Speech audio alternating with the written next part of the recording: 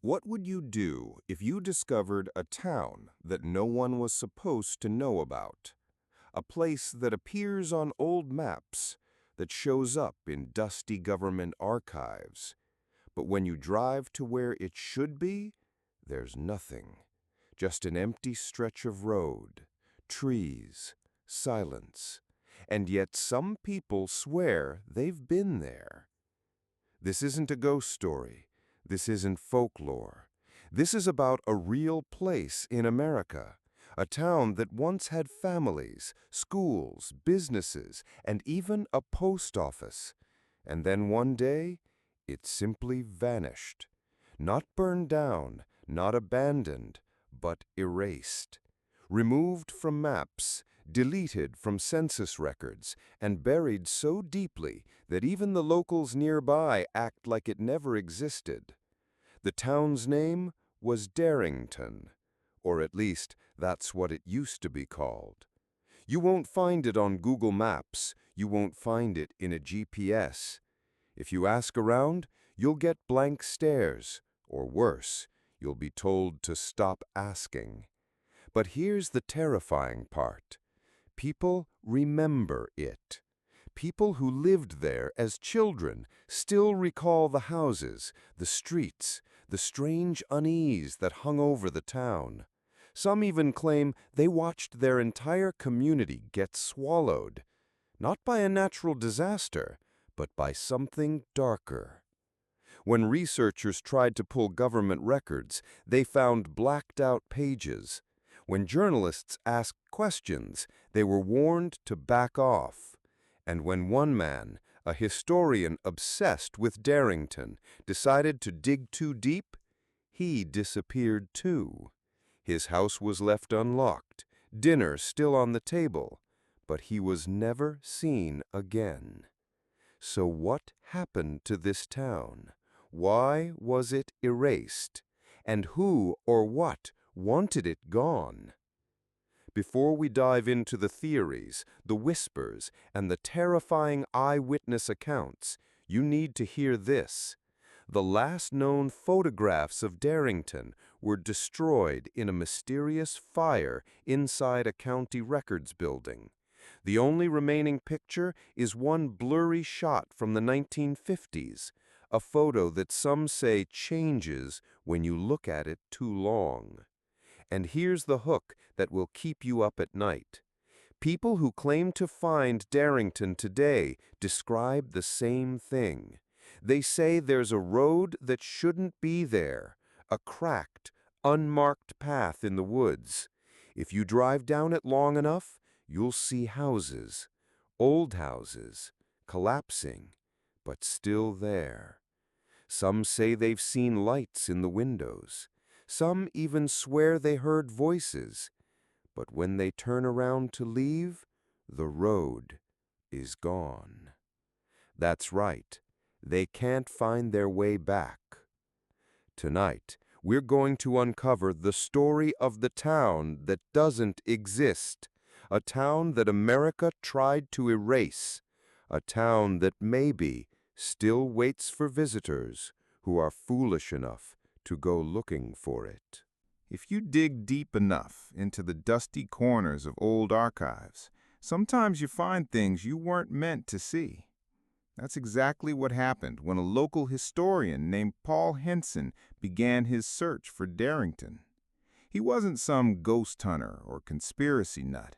He was a serious researcher, a former professor of American history, and a man who believed in facts, not legends. Paul stumbled across Derington by accident in the late 1980s. He was reviewing railroad expansion documents from the 1920s, and he noticed something strange. A small town listed as a supply stop, population 312. The town had a functioning school, a lumber mill, and even a church. It wasn't big, but it was there. Yet when Paul cross-referenced it with modern records, nothing. It was gone. The town's disappearance didn't make sense. Most abandoned towns, America has thousands, leave behind some trace, ruins, photos, a cemetery, or at least stories from locals. But Derington seemed scrubbed. It was like someone had reached into history and deliberately deleted it. Paul's curiosity turned into obsession. He drove to the county listed in the old documents, Raventon County, Pennsylvania, and started asking around. At first, people claimed they'd never heard of it, but the more he pushed, the stranger the responses became. One elderly man at a diner whispered to him, "Don't go there. That place ain't for people like us anymore." Another woman, when shown the 1920s map, grew pale and said, "You shouldn't have that. Burn it. Forget it." It wasn't just that they didn't want to talk, it was fear, genuine fear. Paul's notes, which were later recovered from his study, reveal that he did eventually find the road, an unmarked path cutting into the woods, cracked and overgrown, but clearly once paved. According to him, the road went on far longer than it should have. He described a feeling of time slowing down, like hours passed without the sun moving. He wrote, "I saw houses, old, sagging, but real. I smelled wood smoke. I heard dogs barking. But the moment I blinked, it was gone. The houses melted into the trees, like they'd never been there at all." Even stranger, Paul discovered that Derington had been involved in something unusual before it vanished. In the 1940s, during World War II, the U.S. Army conducted classified experiments in rural Pennsylvania, projects rumored to deal with radio frequencies, psychological warfare, and even time distortion. Several of the sites used for these experiments were later decommissioned, but some researchers claim one of those sites was Derington. Could it be that the town wasn't just erased by bureaucrats? Could it be that something was done there, something that went horribly wrong, and the easiest solution was to delete the town completely? But here's where things get terrifying. Paul wasn't the first person to go looking for Derington. Hidden deep in an old newspaper archive from 1952, there's a small article, only 3 paragraphs long, about a bus full of school children that vanished on a field trip near Raventon County. The bus was never found. Police reports claim they must have taken a wrong turn into the woods, but search teams found no trace, no wreckage, no bodies, nothing. And the most chilling part, the article was removed from later archives. It exists only on microfilm preserved by accident. So now the question isn't just what happened to Derington. The question is, what happened to everyone who ever went there? Most stories about ghost towns are just that, stories. Campfire tales to scare kids, myths to attract tourists. But every once in a while, you find something different. Something that doesn't just live in whispers, but in evidence. In the case of Derington, that evidence came in the form of 3 people who, decades apart, claimed to have been there and returned. The first was a hunter named Robert Keller in 1961. He told police that he was tracking deer through Raventon County when he wandered off trail and found himself in what looked like an old, forgotten town. He said there were houses, perfectly normal, like people had just left minutes ago. Smoke rose from one chimney. A radio inside one house played music, except it wasn't any station he knew. The announcer's voice was sharp, metallic, and he was speaking about events that had already happened years earlier, as if they were current news. Robert panicked and ran. But when he retraced his steps with police the morning after, there was nothing, just forest. His statement is still in county archives, though officials later dismissed it as alcohol-induced hallucination. The second account is far stranger. In 1979, a truck driver named Evelyn Price went missing during a delivery route through Pennsylvania. Her rig was found abandoned on the side of a rural highway, engines still running. 2 days later, she stumbled into a gas station 50 miles away, barefoot and terrified. She couldn't explain what had happened except to say she drove into a storm and out into another world. Evelyn claimed she saw a small town where people walked the streets, but their faces weren't right. She said their mouths moved, but no sound came out. Their eyes followed her, unblinking, as if watching but not living. The worst part? One of the children pointed at her and whispered something she swore she heard inside her head. "You're not supposed to be here." When investigators pressed her for details, Evelyn broke down and refused to talk further. She later moved across the country and lived in isolation until her death in 1997. Her family still insists she wasn't the same after that night. The final account is the most disturbing because it happened recently. In 2014, two hikers uploaded a short, shaky video online. The clip, barely 2 minutes long, shows them exploring what looks like a forgotten road leading into thick woods. They laugh, joke, then fall silent as something comes into view. A row of houses. One of them whispers, "This isn't on the map."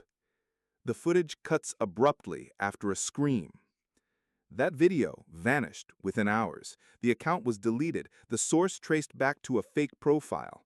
Some say it was a hoax. Others claim it was removed on purpose. But a few who downloaded it early swear the last frame shows something horrifying. A window with a face staring out, pale, expressionless, watching them. And here's the part that will make your skin crawl. According to geotags buried in the video file, the location wasn't Raventon County at all. It was somewhere else. The coordinates placed the hikers in the middle of an empty field, miles from any town. No houses, no road, nothing but grass. 3 separate accounts, 3 different decades, but all describing the same thing. A town that doesn't exist on any map, but refuses to be forgotten. So the question remains, if people can walk into Derington and sometimes stumble back out, what exactly is keeping the rest of them in? Every ghost story has a monster. Sometimes it's a murderer, sometimes a curse, sometimes just the shadows of history. But Derington? Its monster isn't hiding in basements or haunting alleys. It is the town. To understand this, you have to go back to the winter of 1938. Newspapers from the area reported a tragedy no one likes to talk about. The entire town, around 300 residents, simply vanished overnight. Houses left unlocked, meals still warm on kitchen tables, livestock roaming the streets. No signs of violence, no footprints leading away. Theories at the time ranged from a toxic gas leak to mass hysteria. Some even whispered about a religious cult that believed they could step sideways into another world. But the most unsettling clue came from the journal of a local preacher named Father Matheson. His final entry, scrawled in shaky handwriting, read, "We have opened the wrong door. They are inside us now. Derington belongs to them." Who are they? That's the question that has haunted researchers for decades. Some paranormal investigators claim Derington isn't a town at all, but a projection, a place that exists between moments, like a film reel missing frames. When you step into it, you aren't just lost in space, you're lost in time. That would explain why Keller, the hunter, heard radio broadcasts from years before, why Evelyn saw people moving but not speaking, and why the hiker's video showed a face in the window, even though the GPS marked nothing but empty fields. Locals in Raventon County whisper that the people of Derington never actually vanished. They're still there, not alive, not dead, but caught in an endless loop, reenacting their final days over and over, shadows trapped inside a place that refuses to let go. And here's where it gets terrifying. Several researchers who tried to map the area claimed the town itself moves. One investigator, a professor from Carnegie Mellon, said that Derington drifts like a mirage, appearing where the veil between worlds is thinnest. Sometimes it's in the woods, sometimes it's in an empty field. Sometimes people swear it appears right off a country road, glowing faintly under the streetlights, like it wants you to notice it. But if you do notice it, you've already made a mistake. Because according to survivors, the residents of Derington know when someone from outside enters their world.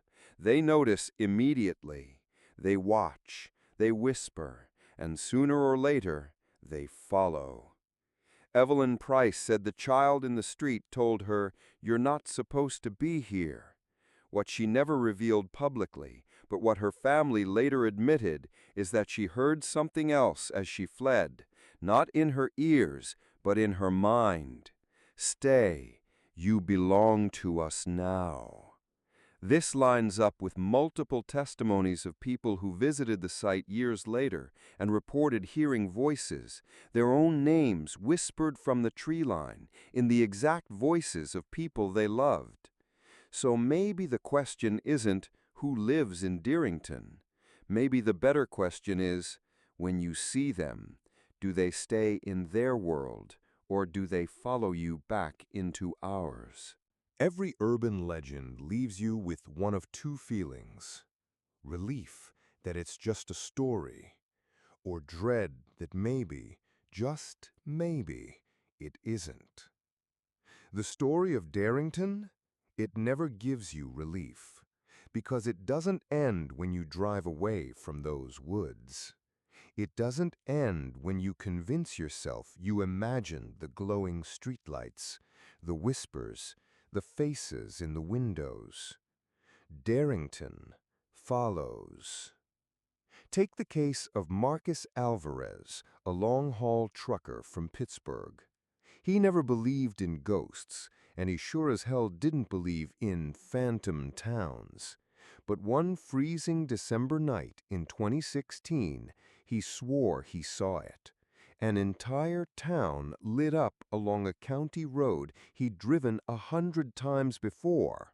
A gas station, a diner, Christmas lights twinkling across a main street. He thought it was charming until he realized something chilling. He had driven that stretch just the day before, and there was nothing but an empty cornfield. Marcus didn't stop. He pressed the gas harder. He got home. He thought it was just exhaustion, a trick of the mind. But weeks later, his wife complained that he'd been talking in his sleep, saying things like, "We don't belong here," and "The lights are wrong." One night, she woke up to find Marcus standing at the window, staring out into the yard. When she asked what he was looking at, he whispered, "They followed me home." 2 weeks later, Marcus disappeared. His truck was still in the driveway, his boots by the door, but his wife found muddy footprints leading from the back porch into the woods, and then nothing. Police never solved it. And Marcus isn't alone. Paranormal researcher Dr. Laura Shepard collected dozens of stories like his. People who swore they escaped Derington, only to be haunted afterward. Lights flickering in their homes at the exact same rhythm as the street lamps on Main Street.